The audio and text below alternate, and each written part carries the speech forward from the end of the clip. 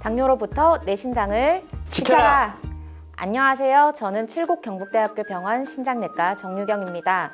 오늘은 많은 당뇨 환자분들이 관심을 가지고 있는 당뇨 콩팥병에 대해 함께 알아보겠습니다. 자세한 설명을 해주실 칠곡경북대학교 병원 신장내과 임정훈 교수님을 모셨습니다.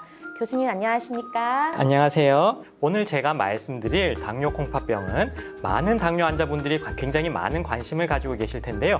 당뇨병 환자의 약 40%까지 발생한다고 알려지고 전 세계적으로 만성신부전과 말기신부전증의 가장 흔한 원인인 이 당뇨 콩팥병에 대해 오늘 한번 알아보도록 하겠습니다.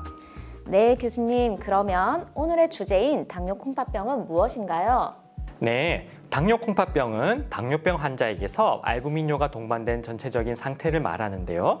광범위하게는 알부민뇨가 없더라도 사구체 여과율 감소를 동반하는 전체적인 상태를 동반한 이렇게 포괄적인 진단병이라고 할 수 있겠습니다.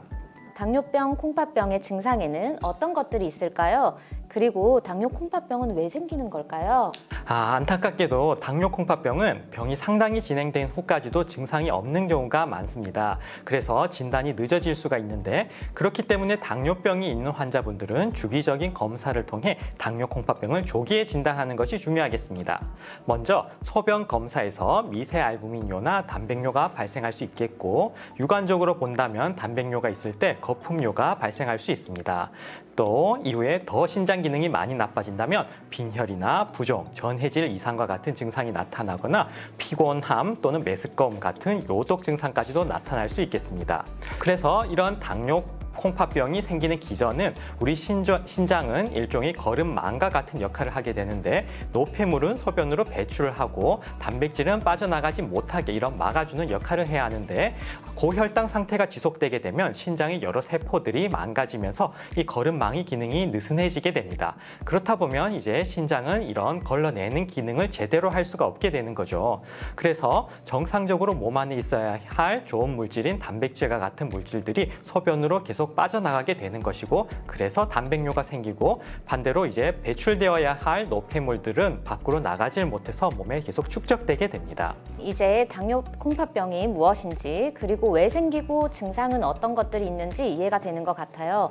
그렇다면 앞서 조기 진단이 중요하다고 하셨는데 어떤 방법으로 당뇨 콩팥병을 확인하고 진단할 수 있을까요? 네, 앞서 말씀드렸다시피 당뇨병성 콩팥병들은 이제 병이 상당히 진행한 후까지도 무증상인 경우가 많기 때문에 조기에 진단하는 것이 가장 중요합니다. 이 당뇨병의 유병 기간과 당뇨병성 망막병증과 같은 이런 합병증의 존재, 그리고 알부민뇨의 증가, 사구체 여과율의 감소와 같은 이런 여러 가지 지표들을 통해서 진단하실 수가 있겠는데요. 초기 단계인 미세 알부민뇨 단계에서는 소변 내의 알부민 배출량이 30에서 300mg 정도로 나오게 되고 좀 더 진행한다면 현성 단백뇨 단계로 진행하고 이러면 300mg 이상의 알부민뇨를 보이게 됩니다. 또 현성 단백뇨가 지속되면 사구체 여과율이 감소되는 만성 콩팥병으로 진행하게 되겠습니다. 조기 진단을 위한 선별 검사는 1형 당뇨병 환자의 경우에는 당뇨병 진단 5년 뒤부터 하실 것을 권장하고 2형 당뇨병 환자의 경우에는 당뇨병이 진단된 시점부터 매년 알부민뇨와 혈청 크레아티닌 검사를 하실 것을 추천됩니다.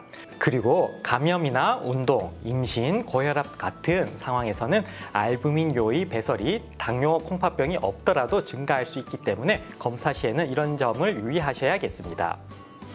그리고 신기능의 저하를 보여주는 혈청 크레아틴 수치는 우리가 일반적으로 신기능을 평가하는 사구체 여과율을 측정하는 데 이용되는데요. 근육량이나 나이의 영향을 받기 쉽기 때문에 일부 환자에서는 정확성이 떨어질 수가 있습니다. 그래서 이런 분들은 시스타틴C라는 다른 지표를 이용해서 좀 더 정확하게 사구체 여과율을 검사하는 것이 도움이 되겠습니다. 네, 교수님. 알부민뇨와 사구체 여과율이 당뇨 콩팥병 진단의 중요한 부분이군요. 무증상인 경우도 많다고 하니 꾸준한 정기검진과 조기 진단이 굉장히 중요할 것 같습니다. 그렇다면 당뇨 콩팥병이 진단이 된다면 어떻게 치료를 할 수 있나요? 많은 사람들이 걱정을 하는 투석은 꼭 해야 될까요? 많은 분들이 투석에 대해 두려움을 가지고 계시고 걱정이 굉장히 크실 텐데요. 신장 기능이 거의 소실되는 이제 말기 신부전 단계까지 진행하게 되면 투석이라든지 이제 신장 이식과 같은 신대체요법이 필요하게 됩니다. 그렇기 때문에 당뇨 콩팥병이 말기 신부전으로 진행하는 것을 늦추고 막는 것이 가장 중요하겠습니다. 여기에는 엄격한 혈당과 고혈압이 조절이 필요하고 항진된 레닌 안지오텐신 알도스테론계를 억제하고 이상지질 혈증과 같은 이제 혈관 합병증의 위험 인자를 예방하고 치료하는 이런 전반적인 다각도적인 접근이 필요할 텐데요. 하나씩 차례로 살펴보면 먼저 엄격한 혈당 조절입니다. 당뇨 콩팥병을 예방하기 위한 목표 당화 혈색소 값은 현재 저혈당이 위험이 적고 치료 부작용에 대한 우려가 없는 분들은 일반적으로 6.5에서 7 사이가 권고되고 있습니다. 두 번째로는 혈압의 조절입니다. 이제 고혈압은 단독으로도 신장 기능을 악화시킬 수가 있는 요인인데요. 당뇨 콩팥병의 진행을 더 가속화하는 요인이 되기도 합니다. 그래서 기존의 고혈압 환자분들은 목표 혈압을 우리가 140에 90 미만으로 유지하지만 알부민뇨나 단백뇨, 신기능 저하를 동반하는 당뇨 콩팥병 환자의 경우에는 130에 80 미만으로 더 엄격하게 혈압 조절을 할 것을 권고하고 있습니다. 세 번째로는 단백뇨 양을 줄여주는 레닌 안지오텐신 알도스테론계 억제제 약물을 복용하면 단백뇨를 줄여줄 수 있는데요. 그렇게 되면 신부전이 진행을 늦출 수가 있겠습니다. 그리고 추가적으로 최근에 각광받고 있는 당뇨 약제 중 하나로 SGLT2 억제제라는 약제가 있는데요. 여러 연구들에서 신장에 대한 보호 효과가 증명되었고 앞으로 당뇨 콩팥병의 치료제로 널리 사용될 것으로 효과가 기대되고 있습니다. 모두가 두려워하는 투석으로 가지 않도록 말씀해 주신 것을 명심하고 콩팥병의 진행을 늦추는 것이 중요할 것 같습니다. 앞서 혈당, 혈압 조절, 그리고 약제의 사용에 대해 들어보았는데요. 그렇다면 당뇨 콩팥병의 진행을 늦추기 위해 우리가 할 수 있는 생활 습관이나 예방할 수 있는 관리법이 있을까요? 네, 좋은 질문인데요. 혈당 조절, 혈압 조절 그 외에도 생활 습관의 관리는 신기능을 유지하는 데 아주 중요한 부분입니다. 식이요법이라든지 생활 습관의 교정이 아주 중요하겠고 체중 조절과 이상지질 혈증의 치료도 아주 중요한 요소 중 하나입니다. 하나하나 차례대로 한번 살펴보면 첫 번째, 식이 조절입니다. 고단백 식이는 신장의 혈류량과 사구체 여과율을 증가시키고 사구체 내의 고혈압을 유발하기 때문에 신기능 악화에 안 좋은 영향을 미칠 수가 있는데요.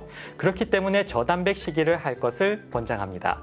몸무게 1kg당 약 0.8g 정도의 단백질을 섭취하는 것이 권장되지만 지나친 저단백 식이는 오히려 영양 불량을 초래할 수 있기 때문에 주의를 하셔야겠습니다. 그리고 저나트륨 식이도 중요한데요. 짜게 드시면 혈압이 높아지고 그것이 신기능의 악화를 가속화할 수가 있습니다.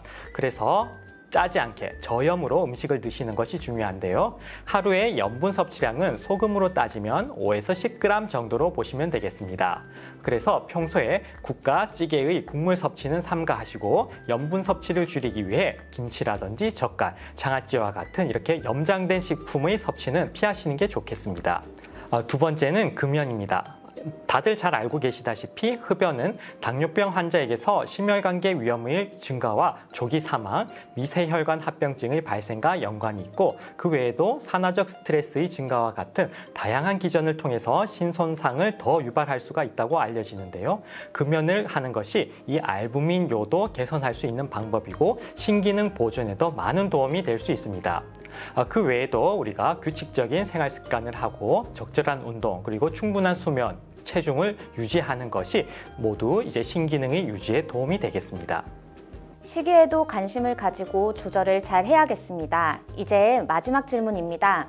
많은 당뇨병 환자들이 궁금해하는 질문인데요. 당뇨병이 있으면 무조건 신장내과를 다녀야 하나요? 아닙니다. 당뇨가 있다고 해서 처음부터 무조건 신장내과를 다녀야 하시는 건 아닌데요. 하지만 앞에도 말씀드렸다시피 조기 진단을 위해 1형, 2형 당뇨로 진단받으면 정해진 기간에 한 번씩 신장 기능과 알부민뇨 또는 단백뇨를 측정을 해보셔야겠고 신장 기능을 추적 관찰하면서 사구체 여과율이 60 미만이 되면 이제 만성 신부전 3기로 진단을 할 수가 있고 이때부터는 여러 합병증들이 동반될 수 있기 때문에 신장내과를 방문하셔서 적절한 관리와 치료를 받는 것이 중요하겠습니다. 네, 오늘 당뇨 콩팥병에 대해 알아보았습니다. 우리나라의 당뇨의 유병률이 증가함에 따라 이러한 당뇨 콩팥병의 유병률도 높아지고 있는데요. 당뇨를 가지고 있다면 증상이 없는 시기에도 단백뇨와 심장 기능 검사를 통해 조기 진단하는 것이 중요하겠습니다. 그리고 혈당과 혈압 관리를 포함한 적절한 치료와 생활 습관의 교정으로 신장을 보호해서 말기 신부전으로의 진행을 늦추려는 노력을 해야겠습니다. 오늘 친절하게 설명해 주신 신장내과 임정훈 교수님께 다시 한번 감사드립니다. 감사합니다. 지금까지 칠곡 경북대학교 병원 신장내과였습니다. 당뇨로부터 내 신장을 지켜라. 구독과 좋아요, 알림 설정까지.